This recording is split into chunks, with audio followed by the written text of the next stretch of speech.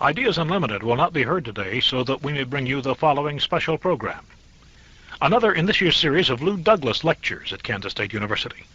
This year's series is looking at economic survival in a changing world.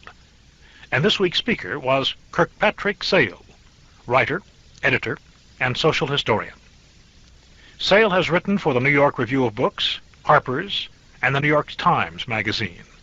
He is former editor of The Nation and author of a number of books dealing with social change and economics. The title of his lecture, Creating an Alternative Economy. Kirkpatrick Sale. I'm very pleased to be here in this Manhattan, from the Manhattan that I live in. I noticed that 3 of the 4 people that you've invited out here for the Lou Douglas lectures come from Manhattan, my Manhattan. And the other one comes from the East, and I'm not sure that that's a good sign. It is surely not true from all objective evidence that the other Manhattan knows very much about political economy or alternative wise economic means of behavior. And the fact that you've all asked us in from the region that we come from suggests that you may still believe in the wisdom of the East.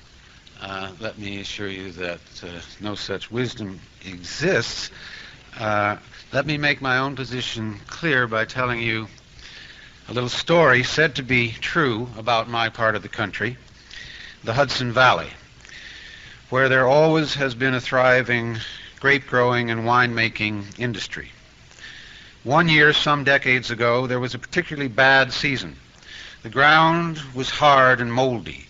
The vines were spindly. The leaves were sparse and sallow, and the grapes were small and almost juiceless.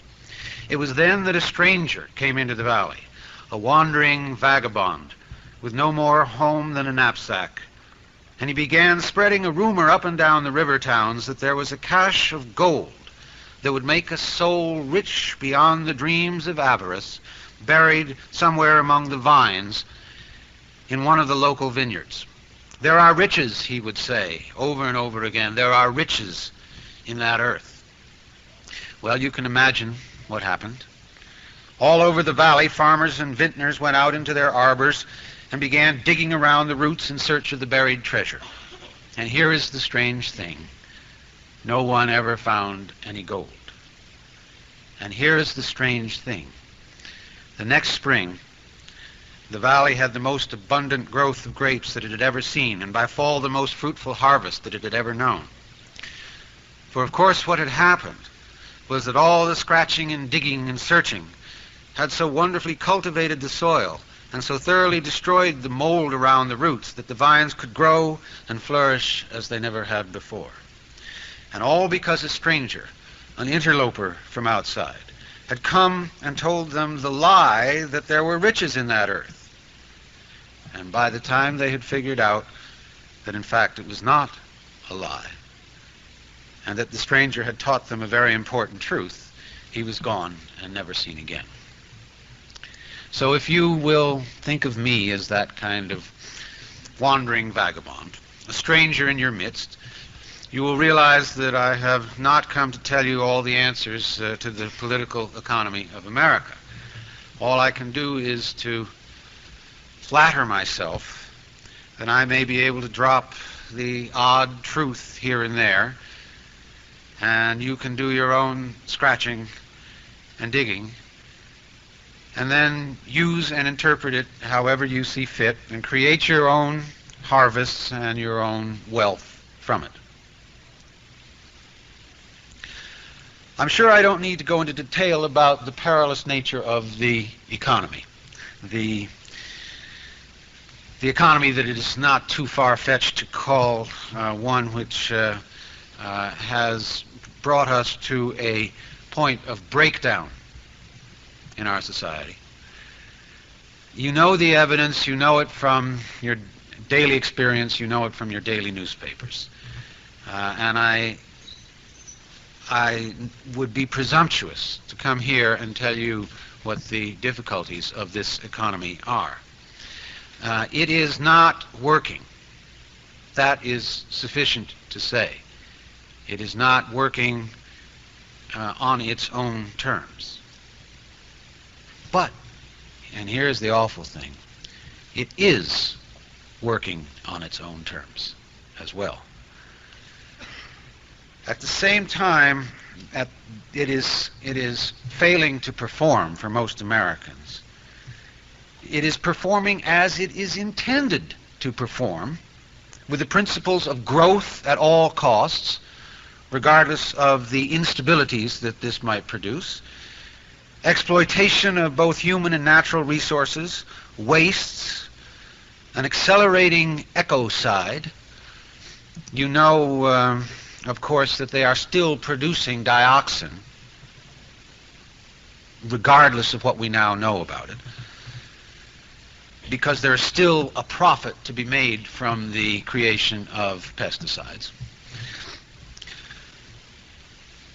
It is producing social disruption and tension and irresponsibility, and it is built upon the fundamental idea that the economic task of the American corporation, as Xerox puts it on the cover of its annual report this year, we exist to earn profits. So the point is that the system is working just as it is intended to work, to exploit the resources of the earth, the human resources, and to make a profit at all costs. So whether it's working or not working, the same system gives us deep, serious, unabating, systemic troubles. You have had in the course of this lecture series to hear three people who may have suggested to you, in addition to the problems, the kinds of solutions that they would foresee. A democratic solution, a Wall Street solution, a Marxist solution. And if you believe that, in fact, those are solutions, you will believe virtually anything, including the near invasion by little green men from Mars. And frankly, I think that's more likely than that their ways will provide a solution. It is not from people like those that we will get our solutions. They all take their cups to wells that have proven themselves dry a long time ago.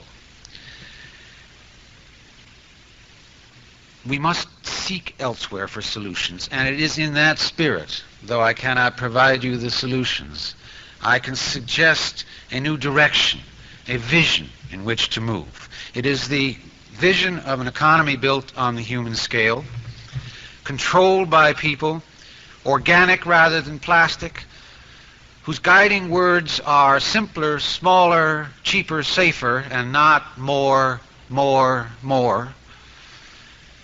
with a view of the human economy as being a part of rather than ruling over nature, a system that goes from the Greek word oikos, meaning household, through the Latin eco, not to economy so much as to ecology.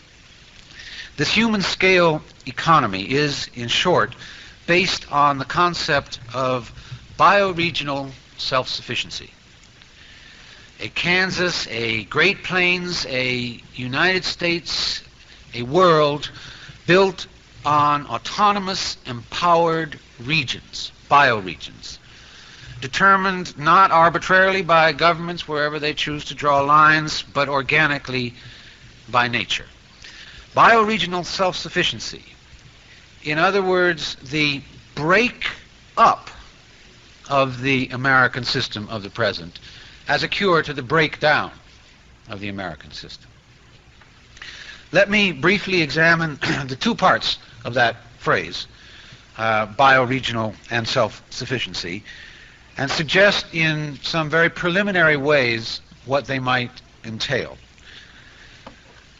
A bioregional economy takes its guiding principles from ecodynamics rather than thermodynamics, and it takes its form from nature. Now, the first law of ecodynamics is that conservation, preservation, sustenance is the central goal of the natural world. Hence, its resistance to large-scale disruptions. The second law of ecodynamics is that far from being entropic, as you know, entropy from the second law of thermodynamics suggests that everything is going off, is disintegrating. But in fact, in nature, the second law of ecodynamic is that nature is stable, is inherently stable, and works in ways to enhance that stability. Works always toward what the ecologists call a climax, which happens to be a neat kind of double entendre. The ecologists call a climax, that is to say a balanced, communal, integrative system. Nature is always working toward that kind of system. Obviously, these two ecodynamic laws would not sit well with the kind of industrial capitalism that we now have. But it is not hard to imagine an economy that is based on those principles of conservation, preservation, sustenance, and climax. It would have to be an economy which sought to maintain rather than exploit the natural world, to encourage rather than resist the processes of nature, to try to understand and accommodate to the character of the environment, rather than trying to run, organize, control that environment. The latest example that I was reading about just the other day was the people in California whose economy has been based on the coasts and the beaches and the seafronts, which have eroded under recent storms. Their reaction in response to the storms was to demand not merely some kind of national solution, but in fact ideas of doing away with winter storms entirely. The notion was that these things shouldn't be allowed to happen to a thriving real estate industry. Those of you who know Ian McHarg and his marvelous book Design with Nature will know that there are ways in which nature can establish a fairly stable coastline. But what we have done is come along and build our houses and our condominiums and our resorts up to the very edges of the seacoast, thereby destroying the systems that nature had created there to create ecological stability along the seacoast. Then when nature comes along and wipes that all away, our response is, what right has mere nature got to interfere with where we put our condominiums? An ecological economy would not have this sort of attitude. An environmentally conscious bioregional economy would achieve what is now fashionable to call a steady state economy. In other words, like nature, which would seek a climax, a balance, a stability, not growth and change and progress. One which would minimize resource use, emphasize conservation and recycling, avoid pollution and waste. One which would adapt its economic forms to the natural givens. Energy, for example, in a region such as this, based upon sun and wind, or in wood in some other sections of the country where that's appropriate. The environmentally conscious economy would seek to bring each individual, each community to its healthiest and richest development and stop there, not try continually to grow and to get bigger, knowing that the maximum health of the system depends upon the maximum health of each part and not the overgrowth of any one part. As to the form, the setting for such an economy, That too is determined by nature. A bioregion is a part of the Earth's surface where more or less distinct geographical and biological, horticultural, climatic identity is to be determined, from which the human inhabitants have developed a more or less distinct economic, social, and cultural identity. A watershed, a river basin, is an excellent example of such a bioregion. And I hope that at least some of you here know about the Kansas area watershed group, which is using the notion of the Kansas River as the basis of its bioregional activities. And if you don't know, I hope you will in future, and come to understand how this nature that you live within has its own form, its own shape. From the headwaters of the Republican River to the Missouri, there is a bioregion defined by the Kansas River. The borders between such bioregions are usually blurry. And that's interesting if regarded in a political context. To imagine an autonomous region with blurred borders. It provides all kinds of new ways to understand the relationship of regions and the settlement of conflicts. But though the borders between them are blurry, it is not difficult to identify when we pay attention to nature's patterns to identify what the bioregion is. I've just spent a considerable time in recent months trying to do exactly that, trying to determine what the map of America would look like if it was based upon bioregions, weighing in such things as geological substrata and soil content and rainfall contours and biotic spreads and a great deal more. And the remarkable thing is that not only can you identify them, these bioregions begin to take rough shape, but what is even more surprising to me is that they seem to conform in a rough way to what we know about the settlement of the Indians on this land. That's perhaps not so remarkable in a sense, but it was surprising to me to find it. Not remarkable because the Indians clearly understood this concept of the bioregion before we came along and dominated them with our other concepts. Like most pre-literate people, they specialized in understanding what nature was like, what she had to teach, what she could tolerate, what she demanded. And so it was only natural that they should settle themselves, and in general, until we came along, settle themselves with great success in bioregional patterns. And thus it was that the Kansa tribe, also called Kaw, which has the same initials as the Kansas area watershed, I suspect not accidentally.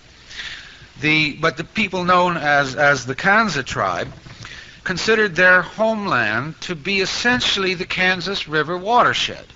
And on the treaty maps, the tribal treaty maps, which is our best record, imperfect though it is, you can see the rough demarcation of Kansa tribal territory going as far north as the Big Blue and as far south as the Smoky Hill River, but staying clear of the Platte and the Arkansas rivers, which belong to other tribes.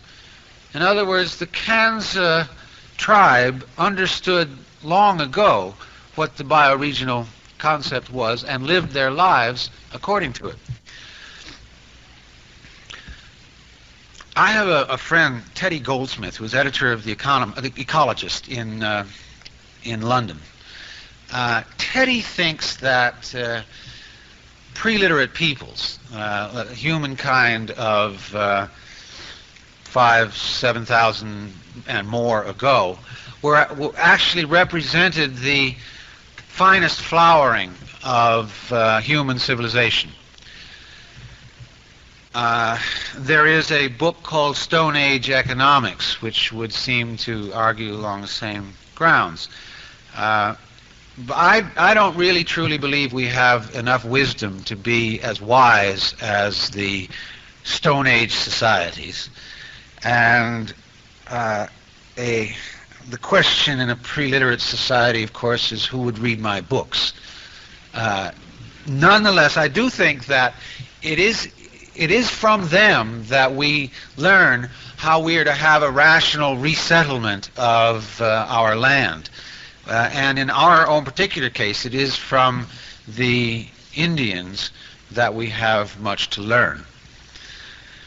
The bioregions, then, are nature's givens, the ecological truths of the earth, and it would behoove us to pay attention to them.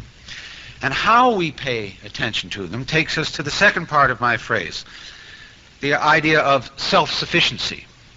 A bioregion with a self-sufficient economy would find a way of providing for all its essentials within that region, within what nature has provided. And it's not a difficult task at all when you come down to it.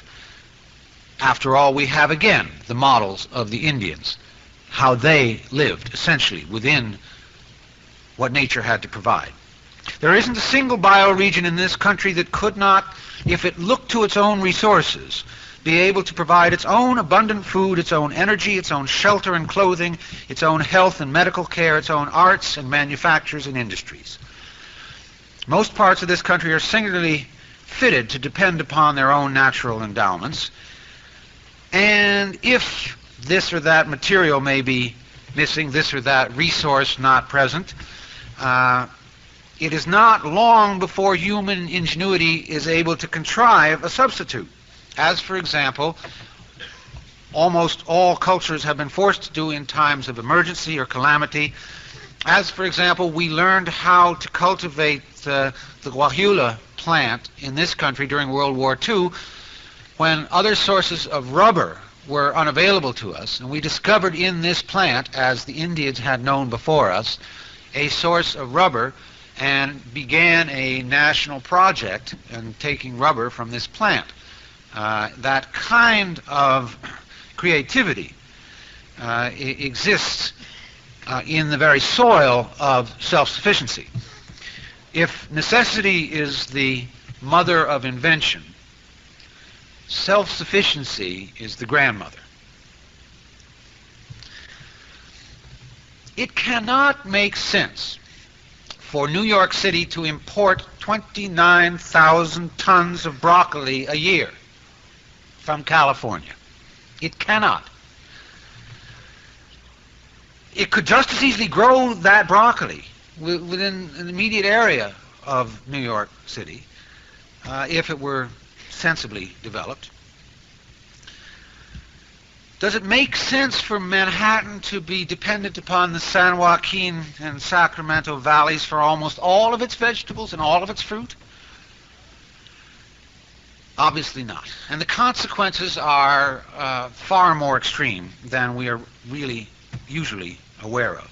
It means higher prices, obviously, paying for transportation and storage and distribution. It means the expenditure of immense amounts of fossil fuels, since all this stuff comes by truck 3,000 miles from one coast to another, and a heavy toll on the already crumbling interstate highway system. It means increased pollution right straight across the country, but particularly in New York, and increased congestion as well. It means a decline in nutritional quality, inevitably, and oftentimes the addition of chemicals so that the stuff can travel so far for so long. It means that farmers in New York and New Jersey are out of business, and that the farm life, the rural life of that area begins to crumble, allowing lands to be turned into shopping malls and condominiums, and more people therefore move into an already crowded metropolitan area. And in California, it means that the ripping up the countryside for the demands of the agribusiness that is to supply all of this the death in California of the family farmer, the depletion of topsoil and water resources, the overuse of pesticides and fertilizer, with a risk not only to the grower but to the consumer ultimately as well, and the creation of fragile monocultures in California, which are always at risk to pest and disease attack. Now, does this make sense? This kind of intermixture, this kind of trading, this kind of denial of self-sufficiency. Now, there may be certain difficulties in self-sufficiency. That does usually demand some extra work. It is, in general, thought to be labor-intensive. But obviously, in a society where we have too much unemployment, labor intensification is what we want. Self-sufficiency may require some change in eating habits. That, too, seems to be true, though in the direction of fresher, more healthful foods. It may mean giving up certain kinds of imports. As the woman in New York told me, she didn't feel that she could give up strawberries that were flown in fresh daily to Bloomingdale's from France. She might have to readjust some parts of her lifestyle. I told her actually that with her own greenhouse, she could grow right in her own living room. She could grow strawberries year-round. But it may take some adjustment of that kind. There may be some difficulties with self-sufficiency as one would begin to experience it. But it is nothing as to the haphazard trade arrangements of the kind of dependent trade that we have developed instead of self-sufficiency. New York being dependent upon California fruit, New England being dependent upon natural gas from Texas and Louisiana, United States dependent upon foreign oil and foreign manganese and cobalt and chromium and copper and practically everything else with the exception of wheat. That kind of haphazard trade arrangement has far more serious consequences than any difficulties we may encounter from self-sufficiency. There's no way to escape from being eternally vulnerable in this condition of dependence, as we discovered when the OPEC nations decided to get together. And however much they have been forced to draw back, we should remember that they are still charging more than 3 times now what they were charging when they decided to get together. And we have this dependence upon foreign oil at great risk to ourselves. As the farmers of America have a dependence upon trading agricultural produce around the world to Russia, for example. This kind of dependence always creates vulnerability, and when a president decides, no, we aren't going to trade that grain to Russia, the farmer suffers. Dependence of that on trade of that kind always means vulnerability. There's no way to escape the enslavement that this entails. The enslavement is less pronounced in this country, though in places it does exist, but it is perfectly obvious in a nation such as Ghana, for example, where I spent some time, for the cocoa growers of Ghana. It's perfectly obvious for the rubber plantation workers of Malaysia, and so on and on, what it means not to have a self-sufficient economy, but to have a colonial trading economy. And the disruptions, the disallocation of some part of the economy to pay for this trade, to pay for the outside goods, always adds an extra economic burden to any region which is not self-sufficient. A self-sufficient bioregion, then, is healthier than a dependent bioregion, more stable, more control over its economy. It's not at the mercy of boom and bust cycles from outside. It is not in economic vassalage to distant and uncontrollable political forces. It does not ship its money off to distant and uncontrollable corporate forces. It is able to plan within the bioregion to allocate its resources to develop what it wants to develop at the safest pace in the most ecological manner.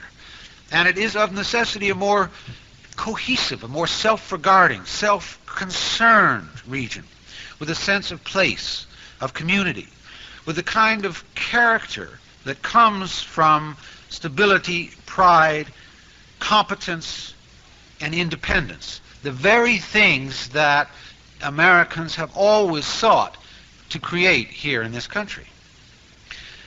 And lastly, this self-sufficient region, I find this of special interest.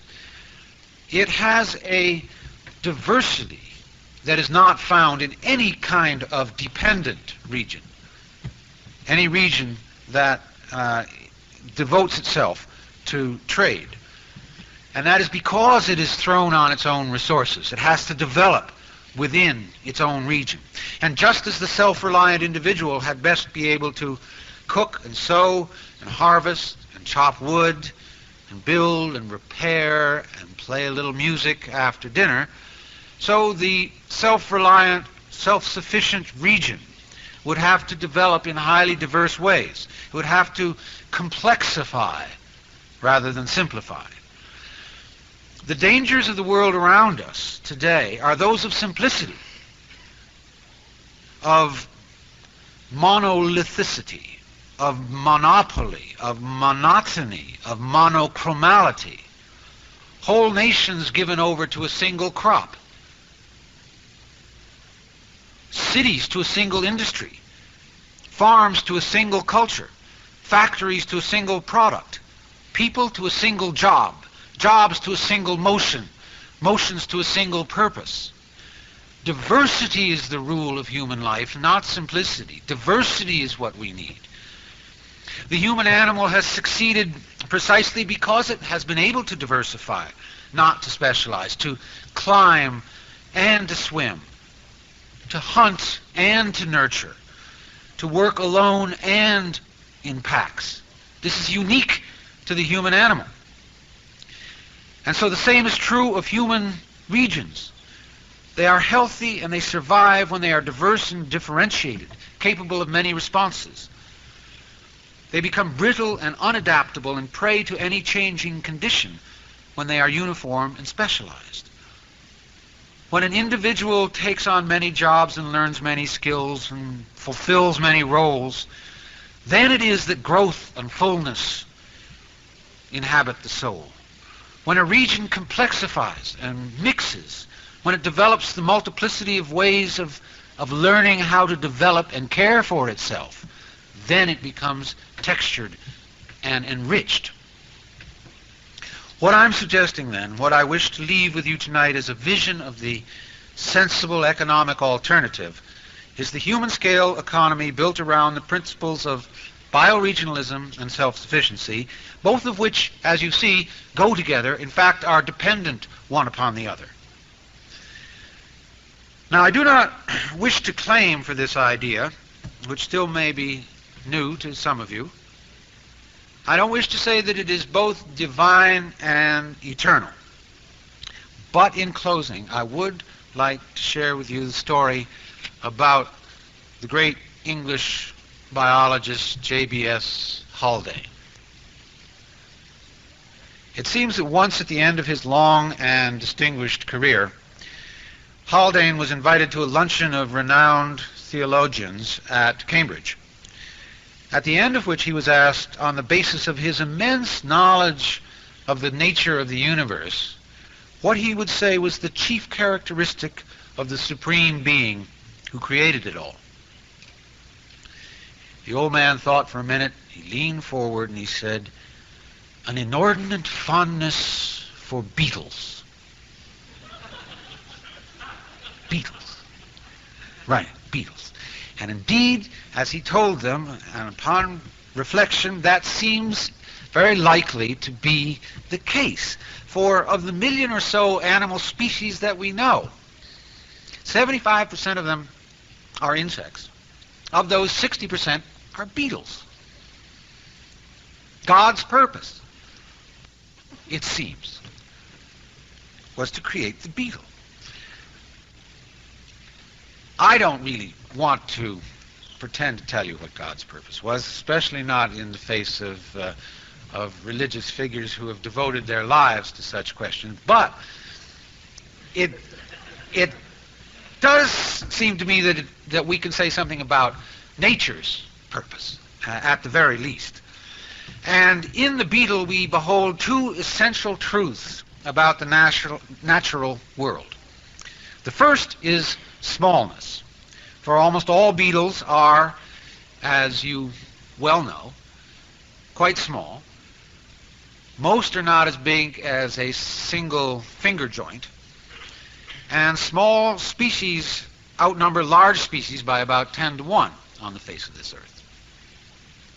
The second truth is diversity. For it is a fact that there are something like 400,000 different kinds of beetles. Far more than there are kinds of any other species. Far more. So I would suggest to you that nature, if not God, is suggesting a lesson for us, and it is simple. Nature looks with special favor upon a world of smallness and diversity. A world, in other words, of bioregional self-sufficiency. Thank you.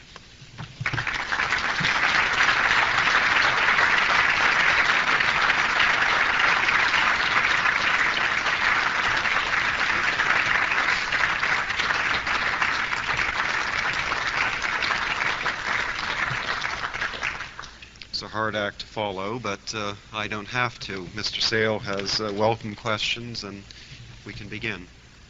I could just. You want to point them out? I find it hard to believe that there would be any questions after that. That seemed to be full of answers. But on the off chance that it may have raised a question or two, I would be happy to attempt to answer it. The first question, how do we get from here to there? That is, from our present economic system to the economic system proposed. Some reordering of the world would have to take place. Some resettling, to use a word from the title of a book by one of our presenters here on the platform. But it is not really difficult to imagine, A, how this resettling would take place, or B, to see that the people of Japan, being self-regarding, not trying to avoid dependence and colonization of Southeast Asia, might very well, with the kind of ingenuity that they have shown, create resources there on those islands that would supply them with what they need. I think this is true in practically every part of the world. The resettling, I should say, we ought to begin with an idea that Schumacher used to use. I am, by the way, the secretary of the American Schumacher Society. And while I bring up his name, I will make a pitch for this society, which is located in Great Barrington, Massachusetts, and invite any of you who wish to carry on his vision and his message to become part of that society. Schumacher used to say that we have to remember that the entire population of the world, the 4+ billion population of the world, could be settled on the area of the continental United States, and the population density would not be greater than that of England. This is astonishing, but true. And that means that, and it could be settled on the fertile soil of North America with the same density. I'm not talking about putting people on top of mountain peaks. So we begin with that notion that there is productive land where people could be resettled, both within this country and around the world. And we say, then, well, let's think of the problem faced with a bioregional Southern California, a Los Angeles region. At the moment, it is stealing other people's water, and the other people will not be happy with that. In fact, are not happy with that. A bioregional Los Angeles, left to its own resources, would not be able to sustain the population that it now has. There's no question about that. And some resettling of that population would have to occur. But I think it would occur for the health not only of Los Angeles, which God knows needs a little health there among all that smog, and to the health of regions which are now underpopulated in this country. But your first question, how are we going to get from here to there? It's a question that I considered in great detail when writing my book, and it was to form the entire last section of the book, and what I envisioned would be several hundred pages. And when I got there, I realized that there was no possible way for me to begin to supply an answer about how you were to get from here to there without me producing a dictatorial solution. I don't know how we're going to get from here to there. I suspect that a collective wisdom will provide this answer. I certainly hope it does, because if we don't get to something like that there, we may not survive at all. And I can only trust to the inherent good sense and rationality of the people who are suffering under a system that is producing not merely ecocide, economic disruption, but threatening the very existence of the earth. I can only trust that we will achieve collectively and individually and in community and in region, achieve the ways of getting from here to there. I couldn't possibly dictate what they would be. The question, how would you cope with political and economic conflicts between the biosystems? There's no guarantee that such conflicts won't exist. And there's no guarantee even that such conflicts will not get to the point of war.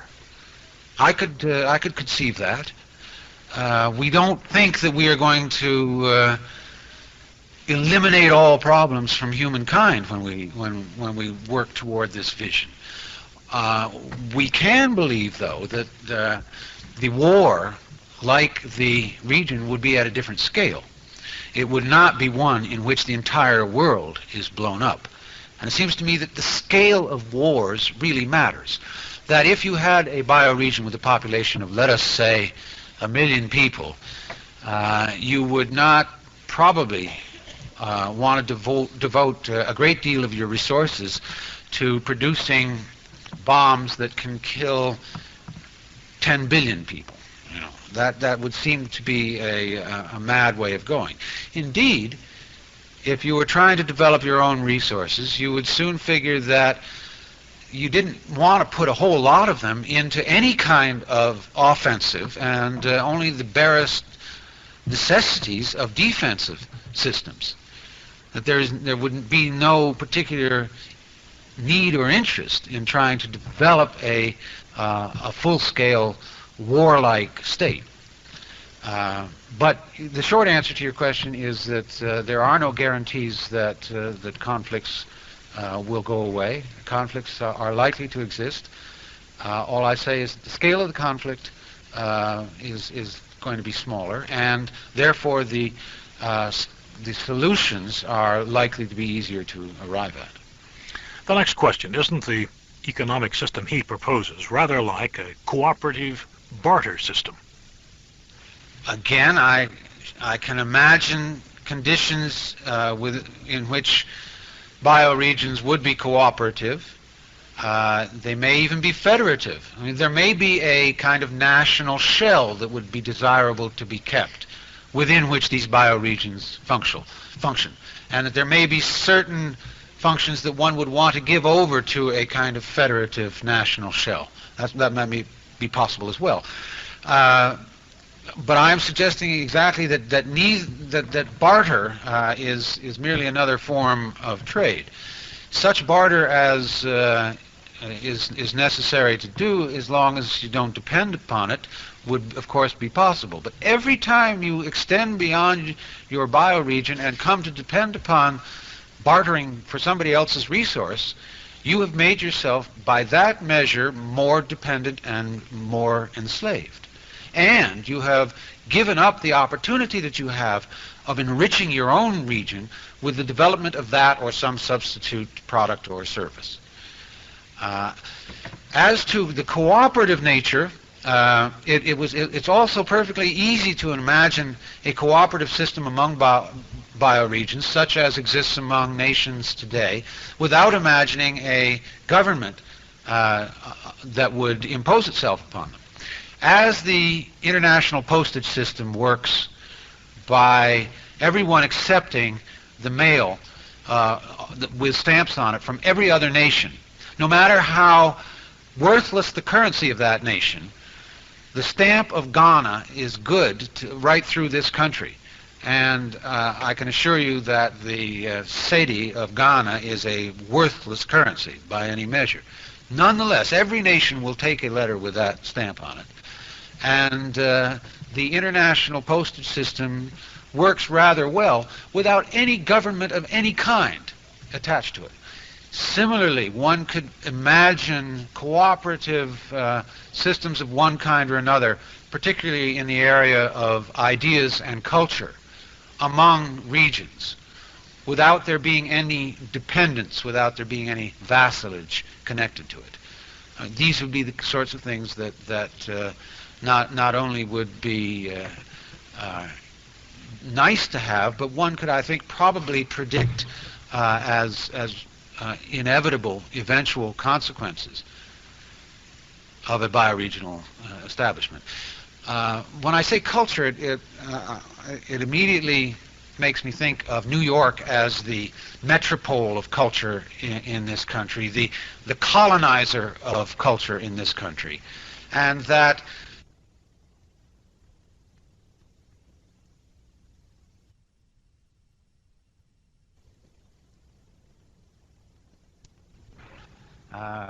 which is in too many parts of this country still the notion. Culturally as well as economically, it is healthy to develop a regional self-sufficiency. The next question was really a statement to the effect that his new economic system would not work, would not solve our problems. A very difficult question for me to have to deal with.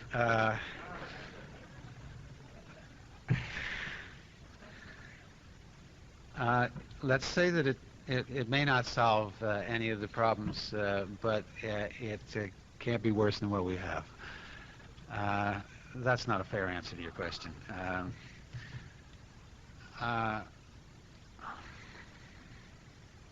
can't give you any kind of guarantee that it would.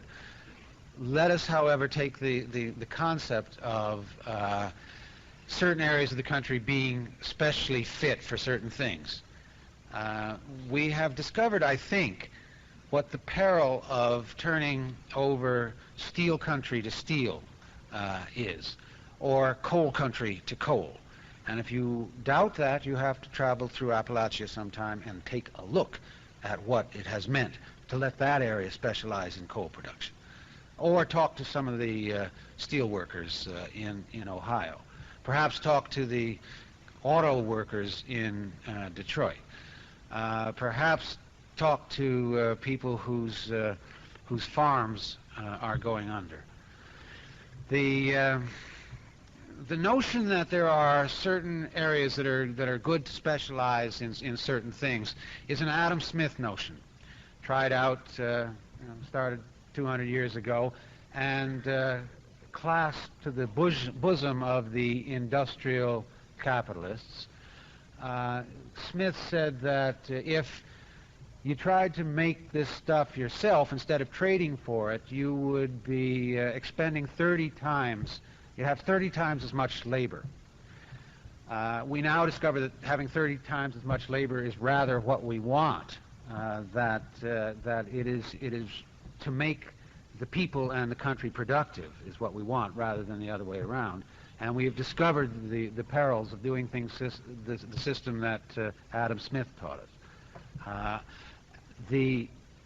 I don't say that all regions would have the same gross regional product if you wanted to measure by that crude device. And there probably would be academic economists still surviving who would want to set up some econometric measure which would say this region is richer than that region as to what goods it was able to produce.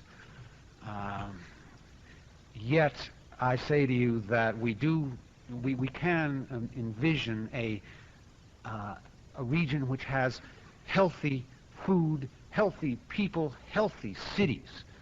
And that surely is more important than gross regional product. The next question was from a Kansas farmer who said the reason that the agricultural economy in Kansas and in the nation has moved from one of diversification to specialization is because specialization was economically feasible. And he said if it is to move back to diversification, it will do so only if, in fact, that is economically feasible. Economically feasible means a lot of different things to a lot of different people. Again, I think of Schumacher, who always used to say that whenever an idea seemed to be practical, there was always somebody who would say it was uneconomical. Whenever something seemed like a good way to rearrange human conditions, someone would say it's uneconomical. And he told the story about going to Nigeria and being shown around some new plant by the plant manager. And the plant manager said, look at this piece of machinery, and look at that piece of machinery, look what we were able to build here. And Schumacher said, but look at all those people out there outside who don't have jobs. What you've done is bought a technology from outside. And the plant manager said, well, but it's economical. I said, well, that may be economical in some national balancing of books, but it does very little good for those people who are without jobs outside for you to have this mechanized plant. Economical is used so often as a runaway, as a disguise, that I am suspicious of it. But I would think that you could show that in purely economic terms, the way we are going now in American agriculture cannot last, and that some sort of bioregional readjustment would prove healthier and more economical for the farms of America. And I don't think that would take an awful lot of imagination or experimentation to show this. And I suspect that Wes Jackson and his people at the Land Institute could demonstrate it precisely for this bioregion in no time at all. The final question was from a student in the audience who said he's quite happy under this economic system. He wouldn't be happy under some sort of a primitive system. How did the speaker explain that? How do I explain how happy you are compared to what it might be like if you were living under sensible bioregional conditions? I think that's inexplicable, actually. I am not suggesting, I hasten to say, a return to pre-literate society.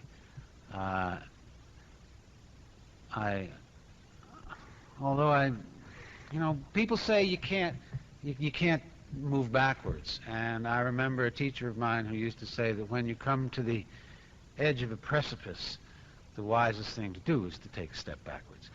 But in truth, I am not suggesting that we are to return to a state of Indian primitiveness. I'm suggesting that instead of that we use that ecological consciousness that the primitive people, the world around, developed, and take that and build upon that and create something much finer. And that you would, I suspect, be even happier in that society than you are in this one. But wouldn't getting from here to there move a lot of people into an economic system in which they don't want to participate? Well, it won't happen that way. It just won't. If it comes down to that, then that is not going to be the future. If this is not impelled upon us by the realities around us, if the people in general do not understand that acid rain, to pick just a tiny example, and dioxin are killing us, and that there is no escape from that and there's no magical cure for that, then you're not going to be able to order them. This sort of future will have to come about slowly, gradually, a long process of learning, a long process of looking back to the roots that we live in and beginning to understand what our bioregions are and how to deal with them, or it will not come at all. You've been listening to a lecture by and a question and answer period with Kirkpatrick Sale, speaking in the series of Lou Douglas lectures, the topic of which this year, economic survival in a changing world. Sale, who is an author, a social historian, and an editor, spoke on the topic, Creating an Alternative Economy. This has been a presentation of KSAC News and Public Affairs.